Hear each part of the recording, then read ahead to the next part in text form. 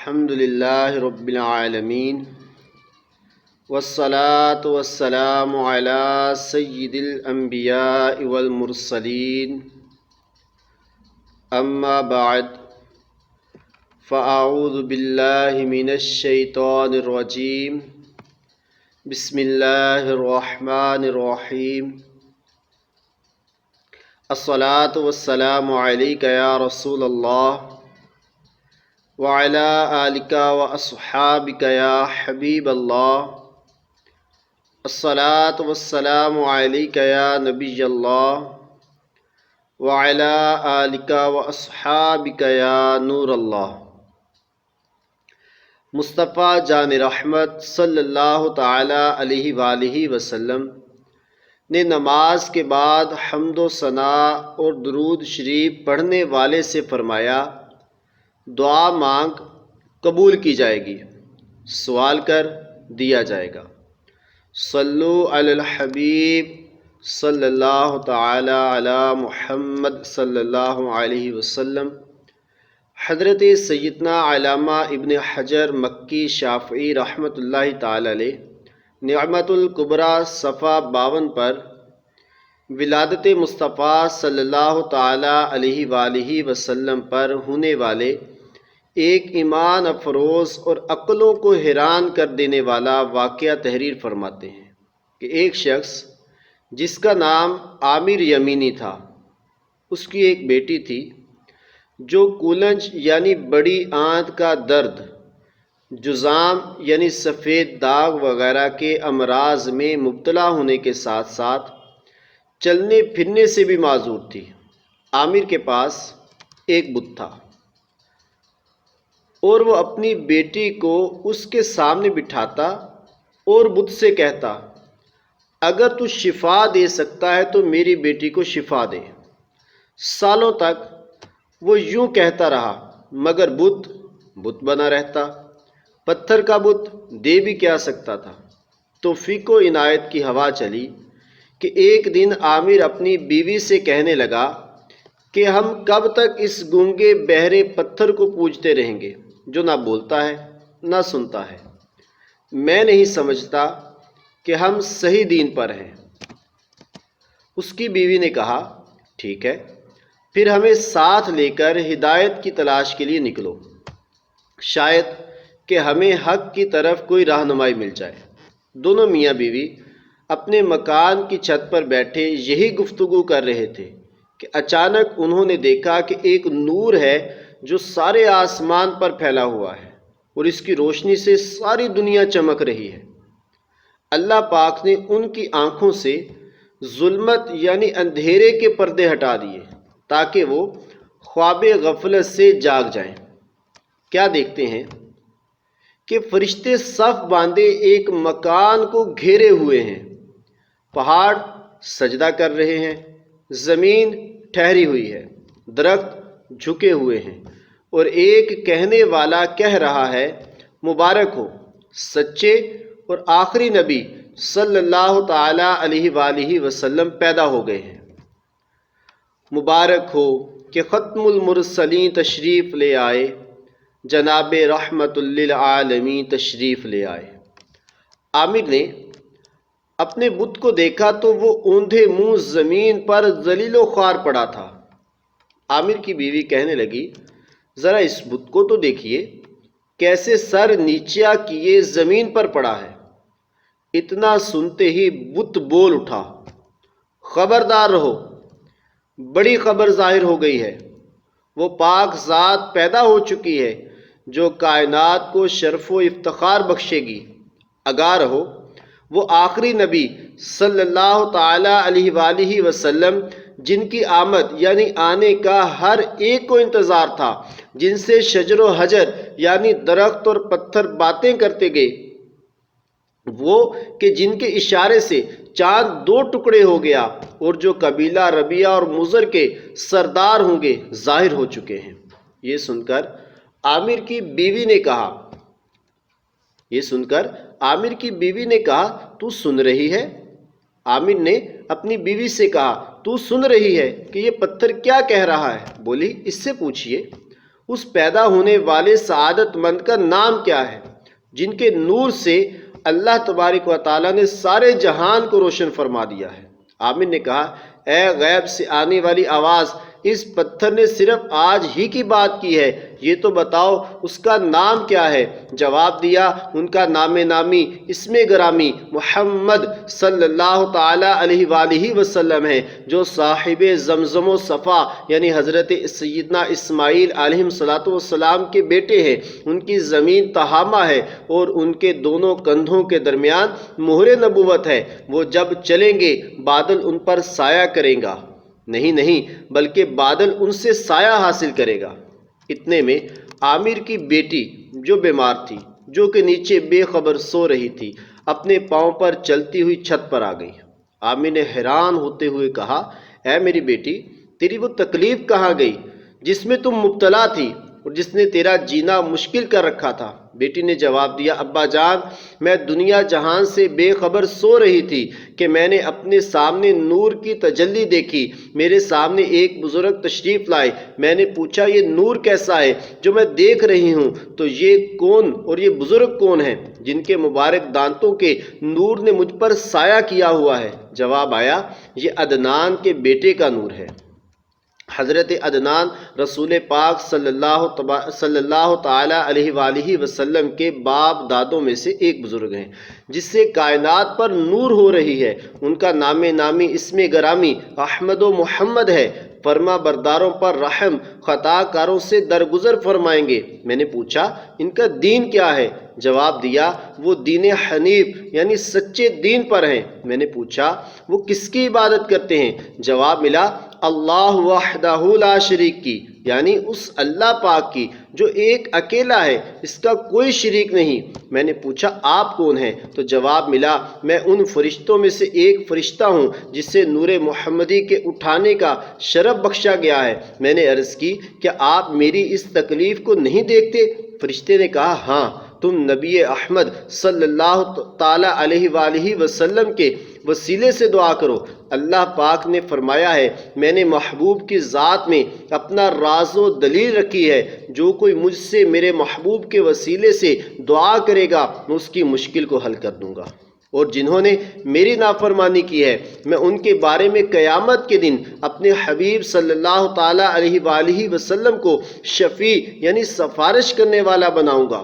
وہ بچی کہہ رہی ہے کہ یہ سنتے ہی میں نے اپنے دونوں ہاتھ پھیلا دیے اور سچے دل سے اللہ تبارک و تعالیٰ سے دعا کی، اور پھر اپنے ہاتھوں کو چہرے اور جسم پر پھیرا۔ جب نیند سے اٹھی تو ایسی تھی جیسے اب آپ مجھے دیکھ رہے ہیں۔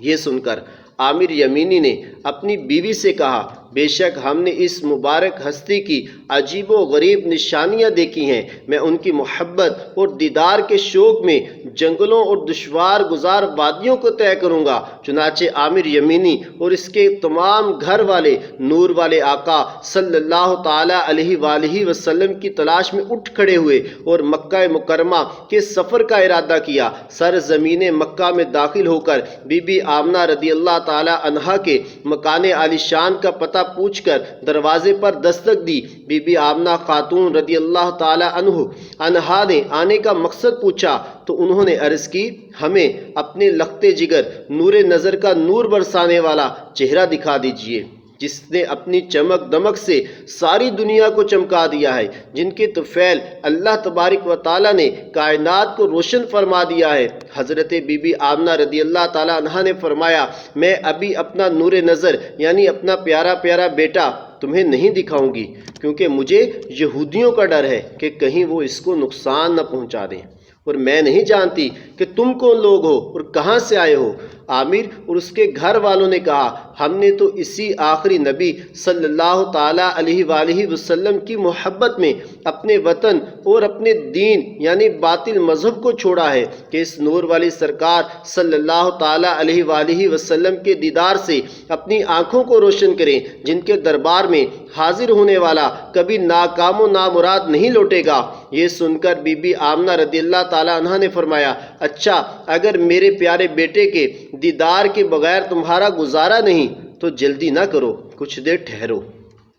یہ فرما کر آپ اپنے مکان عرش نشان میں تشریف لے گئیں۔ تھوڑی ہی دیر میں ارشاد فرمایا اندر آ جاؤ۔ اجازت ملتے ہی وہ اس مبارک کمرے میں داخل ہوئے جس میں دو جہاں کے تاجدار صلی اللہ تعالیٰ علیہ وآلہ وسلم آرام فرما رہے تھے۔ وہاں کے انوار و تجلیات میں ایسے گم ہوئے کہ دنیا اور دنیا میں جو کچھ ہے اس سے بے خبر ہو گئے۔ بے ساختہ اللہ تبارک و تعالیٰ کا ذکر کرنے لگے۔ جیسے ہی چہرہ پر انوار سے پردہ اٹھا تو دیدار کرتے ہی یک دم ان کی چیخیں نکل گئیں، اتنا روئے کہ ہچکیاں بند گئیں۔ قریب تھا کہ ان کی روح ان کے جسم سے نکل جاتی۔ آگے بڑھ کر رسول پاک صلی اللہ تعالیٰ علیہ وآلہ وسلم کے ننھے ننھے مبارک ہاتھوں کو چوما۔ حضرت بی بی آمنہ رضی اللہ تعالیٰ عنہ نے ارشاد فرمایا اب جلدی سے چلے جائیے۔ آخر کار نہ چاہتے ہوئے عامر یمینی دل پر ہاتھ رکھتے ہوئے گھر سے باہر آئے۔ عامر یمینی کا حال ہی بدل چکا تھا۔ وہ اس نورانی چہرے کے دیدار کے عاشق زار بن چکے تھے۔ دیوانہ وار چیخ کر کہنے لگے مجھے حضرت بی بی آمنہ رضی اللہ تعالیٰ عنہ کے گھر واپس لے چلو اور دوبارہ التجا کرو کہ مجھے دیدار کرا دیں۔ بی بی آمنہ رضی اللہ تعالیٰ عنہ گھر واپس آئے۔ اب کی بار جو ہی عامر یمینی نے حضور پاک صلی اللہ تعالیٰ علیہ وآلہ وسلم کو دیکھا تو دیکھتے ہی لپکا اور قدموں میں گر گیا۔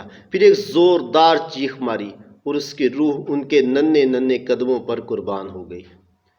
صلو علی الحبیب صلی اللہ تعالی علی محمد صلی اللہ علیہ وسلم۔ میٹھے اسلامی بھائیوں، جس مبارک مکان میں اللہ کریم کے پیارے پیارے آخری رسول صلی اللہ تعالی علیہ وآلہ وسلم کی ولادت پیدائش ہوئی، تاریخ اسلام میں اس کا نام، اس مقام کا نام مولد النبی صلی اللہ تعالی علیہ وسلم یعنی نبی کی پیدائش کی جگہ ہے۔ یہ بہت ہی متبرک یعنی بابرکت مقام ہے۔ علامہ قطب الدین رحمۃ اللہ تعالی علیہ فرماتے ہیں کہ حضور اکرم صلی اللہ تعالی علیہ وآلہ وسلم کی ولادت گاہ پر دعا قبول ہوتی ہے۔ خلیفہ ہارون رشید رحمۃ اللہ تعالی علیہ کی امی جان رحمۃ اللہ تعالی علیہ نے یہاں مسجد تعمیر کروائی تھی۔ اس مسجد کو کئی مرتبہ تعمیر کیا گیا۔ یہ انتہائی خوبصورت عمارت تھی جس کے اکثر حصے پر سونے سے کام کیا گیا تھا۔ علامہ ابو الحسین محمد بن احمد جبیر اندلسی رحمۃ اللہ تعالی علیہ اس مکان عالی شان کا ذکر کرتے ہوئے اپنے زمانے کے حساب سے لکھتے ہیں وہ مقدس جگہ جہاں اللہ تبارک و تعالیٰ کے پیارے نبی صلی اللہ تعالیٰ علیہ وآلہ وسلم کی ولادت یعنی پیدائش ہوئی، اس بابرکت جگہ پر چاندی چڑھائی گئی تھی۔ یہ جگہ یوں لگتی تھی جیسے چھوٹا سا پانی کا تالاب ہو جس کی سطح چاندی کی ہو۔ یہ مبارک مکان ربیع الاول میں پیر کے دن کھولا جاتا ہے، کیونکہ ربیع الاول حضور صلی اللہ تعالیٰ علیہ وآلہ وسلم کی ولادت کا مہینہ اور پیر ولادت کا دن ہے۔ لوگ اس مکان میں برکتیں لینے کے لیے داخل ہوتے ہیں۔ مکہ مکرمہ میں یہ دن ہمیشہ سے یوم مشہود ہے، یعنی اس دن لوگ جمع ہوتے ہیں۔ اللہ پاک کی بارگاہ میں امیر اہل سنت دامت برکاتہم العالیہ عرض کرتے ہیں مکے میں ان کی جائے ولادت پہ یا خدا، پھر چشم اشک بار جمانا نصیب ہو۔ آہ آہ اب یہ سب معمولات مبارکہ موقوف ہو گئے اور آج کل اس مکان عظمت نشان کی جگہ لائبریری قائم ہے اور اس پر مکتبۃ المکۃ المکرمہ کا بورڈ لکھا ہوا ہے۔ اس مکان عظمت نشان پر پہنچنے کا آسان طریقہ یہ ہے کہ آپ کوہ مروہ کے کسی بھی قریبی دروازے سے باہر آ جائیے۔ سامنے نمازیوں کے لیے بہت بڑا احاطہ بنا ہوا ہے۔ احاطے کے اس پار یہ مکان عالی شان اپنے جلوے لٹا رہا ہے۔ انشاءاللہ عز و جل دور ہی سے نظر آ جائے گا۔ اے عاشقان رسول، سب سے پہلے مروجہ طریقے کے ساتھ باقاعدہ جشن ولادت منانے کا آغاز اربل کے بادشاہ ابو سعید مظفر رحمۃ اللہ تعالی علیہ نے کیا۔ آپ کی فرمائش پر ابن دیحہ رحمۃ اللہ تعالی علیہ نے میلاد کے موضوع پر کتاب لکھی۔ اس پر ابو سعید مظفر رحمۃ اللہ تعالی علیہ نے ابن دیحہ رحمۃ اللہ تعالی علیہ کو 1000 سونے کے سکے بطور انعام عطا فرمائے۔ سبحان اللہ عز و جل، کیسا پاکیزہ دور تھا اور کس قدر عاشقان رسول تھے کہ مولود شریف کی کتاب لکھنے پر اتنا بڑا انعام دیا۔ اس سے یہ بھی پتہ چلا کہ پہلے کے بزرگ اپنے انداز پر خوب جشن ولادت منایا کرتے تھے۔ منانا جشن میلاد النبی ہرگز نہ چھوڑیں گے، جلوس پاک میں جانا کبھی ہرگز نہ چھوڑیں گے، لگاتے جائیں گے ہم یا رسول اللہ کے نعرے، مچانا مرحبا کی دھوم بھی ہرگز نہ چھوڑیں گے۔ صلو علی الحبیب صلی اللہ تعالی علی محمد صلی اللہ علیہ وسلم۔ حضرت سیدنا شیخ علی بن موسیٰ مدینی مالکی رحمۃ اللہ تعالی علیہ فرماتے ہیں، مسجد نبوی شریف میں ایک زمانے تک 12 ربیع الاول کے دن عظیم الشان اجتماع میلاد ہوتا تھا، جس میں بڑے بڑے امام بیان فرماتے ہیں۔ 12 ربیع الاول کی صبح کا سورج نکلتے ہی میلاد شریف کی محفل کا آغاز ہو جاتا اور میلاد پڑھنے کے لیے 4 ائمہ یعنی 4 امام مقرر ہوتے۔ محفل شریف حرم شریف کے صحن میں ہوتی۔ پہلے ایک امام صاحب میلاد شریف کی مخصوص کرسی پر بیٹھ کر احادیث پڑھتے، پھر دوسرے امام حضور اکرم صلی اللہ تعالیٰ علیہ وآلہ وسلم کی ولادت شریف پر بیان کرتے، پھر تیسرے امام حضور اکرم صلی اللہ تعالیٰ علیہ وآلہ وسلم کی رضاعت یعنی دودھ پینے کا جو زمانہ تھا اس پر بیان کرتے، پھر چوتھے امام تشریف ہجرت پر بیان کرتے، آخر میں لوگ شربت پیتے، بادام کا حلوہ لیتے اور واپس لوٹ جاتے۔ جب تلک یہ چاند تارے جل ملاتے جائیں گے، تب تلک جشن ولادت ہم مناتے جائیں گے۔ صلو علی الحبیب صلی اللہ تعالی علی محمد صلی اللہ علیہ وسلم۔ پیارے اسلامی بھائیوں، الحمدللہ عز و جل ہم بھی جشن ولادت مناتے ہیں۔ کاش اچھوں کے طفیل ہماری کاوشیں بھی قبول ہو جائیں۔ حضرت شاہ ولی اللہ محدث دہلوی رحمۃ اللہ تعالی علیہ فرماتے ہیں، میں مکہ معظمہ میں میلاد شریف کے دن رسول اللہ صلی اللہ تعالیٰ علیہ وآلہ وسلم کی مکان ولادت پر حاضر تھا۔ سب لوگ حضور نبی کریم صلی اللہ تعالیٰ علیہ وآلہ وسلم پر درود و سلام پڑھ رہے تھے اور آپ صلی اللہ تعالیٰ علیہ وآلہ وسلم کی ولادت کے وقت جو ایمان افروز واقعات ہوئے تھے ان کا ذکر خیر کر رہے تھے، تو میں نے ان انوار کو دیکھا جو ایک دم اس محفل میں ظاہر ہوئے، اور میں نہیں کہہ سکتا کہ یہ انوار میں نے اپنی ظاہری آنکھوں سے دیکھے یا روح کی آنکھوں سے دیکھے، اللہ ہی بہتر جانتا ہے۔ جب میں نے ان انوار و تجلیات میں غور کیا تو پتہ چلا کہ یہ انوار ان فرشتوں کی طرف سے ظاہر ہو رہے ہیں جو اس طرح کی نورانی اور بابرکت محافل میں شریک ہوتے ہیں، اور میں نے یہ بھی دیکھا کہ ان فرشتوں سے ظاہر ہونے والے انوار اللہ تبارک و تعالیٰ کی رحمت کے انوار سے مل رہے ہیں۔ میلاد شریف میں تعظیم کے لیے کھڑا ہونے کو بدعت کہنے والے ایک شخص کا واقعہ سنیے اور عبرت حاصل کیجیے۔ حضرت سیدنا علامہ عباس مالکی رحمۃ اللہ تعالی علیہ نے فرمایا، میں بیت المقدس میں 12 ربیع الاول شریف کی رات محفل میلاد میں شریک تھا۔ میں نے دیکھا ایک بوڑھا شخص شروع سے آخر تک انتہائی ادب و احترام کے ساتھ کھڑا ہو کر محفل میلاد میں شریک تھا۔ جب کسی نے پوری محفل کھڑے ہو کر سننے کی وجہ پوچھی تو اس نے بتایا کہ میں مصطفیٰ جان رحمت صلی اللہ تعالیٰ علیہ وآلہ وسلم کا ذکر خیر سنتے وقت تعظیماً کھڑے ہونے کو بدعت سیئہ یعنی بری بدعت جانتا تھا۔ ایک دن میں نے خواب میں دیکھا کہ ایک بہت بڑے اجتماع میں ہوں اور لوگ محبوب رب ذوالجلال رسول بے مثال صلی اللہ تعالیٰ علیہ وآلہ وسلم کا استقبال کرنے کے لیے کھڑے ہیں۔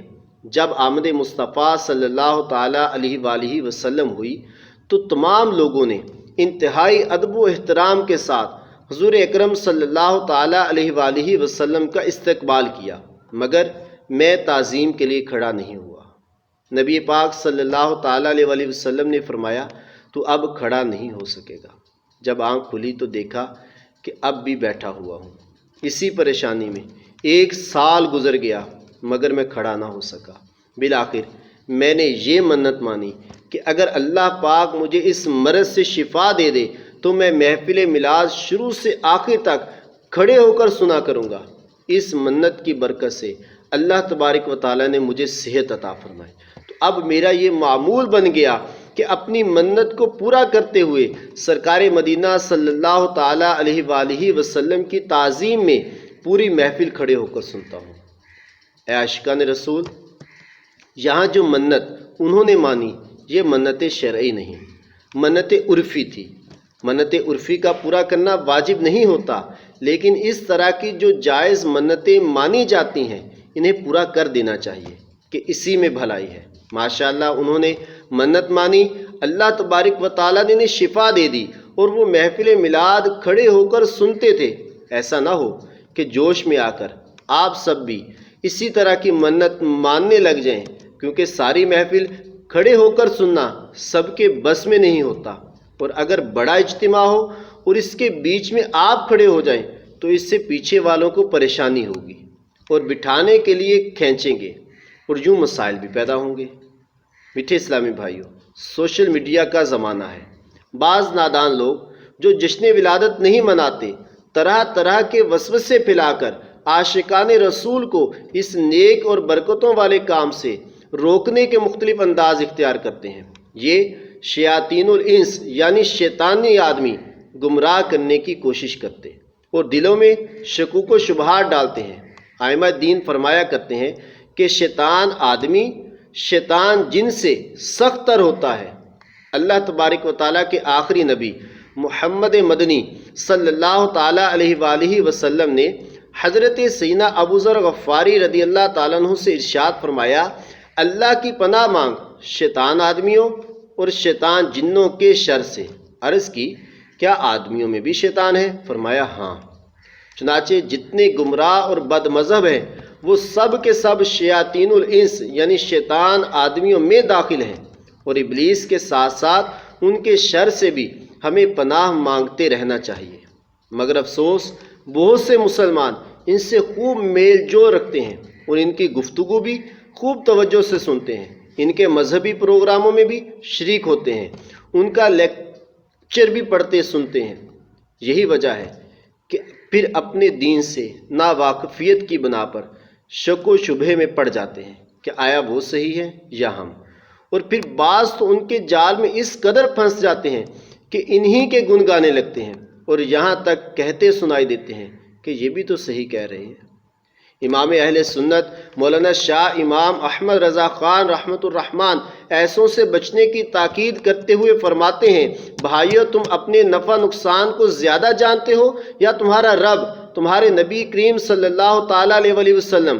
ان کا حکم تو یہ ہے کہ شیطان تمہارے پاس وسوسہ ڈالنے آئے تو سیدھا جواب یہ دے دو کہ تو جھوٹا ہے، یہ نہ کہہ کہ تم آپ دوڑ دوڑ کے ان کے یعنی کافروں یا بے دینوں بدمزوں کے پاس جاؤ۔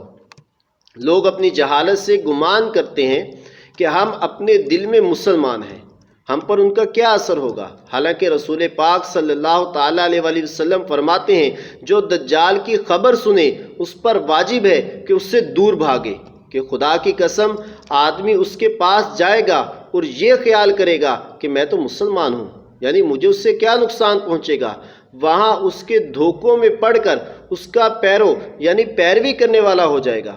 کیا دجال ایک اسی دجال اخبث یعنی ناپاک ترین دجال کو سمجھتے ہو جو آنے والا ہے؟ حاشا، تمام گمراہیوں کے دائی منادی یعنی دعوت دینے والے بلانے والے سب دجال ہیں، اور سب سے دور بھاگنے ہی کا حکم فرمایا اور اس میں یہی اندیشہ بتایا گیا۔ پیارے اسلام بھائیو، بعض لوگ جشن عید میلاد النبی صلی اللہ تعالیٰ علیہ وسلم کے تعلق سے وسوسوں کا شکار رہتے ہیں۔ ان کو سمجھانے کی کوشش کا ثواب اور بھولے بھالے عاشقان رسول کو پریشانی سے بچانے کی اچھی نیتوں سے امیر اہل سنت، امیر دعوت اسلامی، بانی دعوت اسلامی حضرت علامہ مولانا ابو بلال محمد الیاس عطار قادری رضوی دامت برکاتہم العالیہ کا رسالہ عاشق میلاد کا بادشاہ، اس کو پڑھیے، اس میں انشاءاللہ عز و جل آپ کو ان وسوسوں کے سوال ان کے جواب بھی ملیں گے۔ اللہ تبارک و تعالی ہم سب کو خوب جشن ولادت اچھی نیتوں کے ساتھ اخلاص کے ساتھ منانے کی توفیق عطا فرمائے۔ آمین بجاہ النبی الآمین صلی اللہ تعالی علیہ وسلم۔